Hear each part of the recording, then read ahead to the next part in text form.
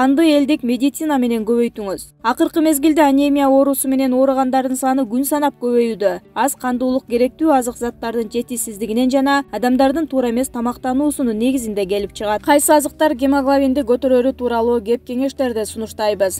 Жаңгактын, өрүктүн кагын, мейизди майдалап ага балды кошуп аралаштырасыз. Бул аралашманы күнүнө 1 чоң кашыктан жеп турасыз. Лимонду кабыгы менен кошо эт майдалагычтан өткөрүп күнүнө 1-3 чоң кашыктан жейсиз. Кызылчанын 100 мг ширесин сабиздин ушундай эле өлчөмдөгү ширесин аралаштырып ичесиз. Мындай шире гемоглобинди тез аранын ичинде көтөрөт. Бир даана сабиз менен бир даана алманы кыргычтан өткөрүп, каймак менен аралаштырып салат жасап жеңиз. 1 стакан чийки гречканы банкага салып, үстүнө 1 стакан кефирди куясыз да түнү менен тыныктырып коесуз. Эртең менен даяр болгон гречканы жей берсеңиздер болот. Эт мурундун мөмөлөрүн термоска чай сыяктуу демдеп, ага бал кошуп ичүү да иммунитетти көтөрүп, кандын өлчөмүн калыбына келтирет.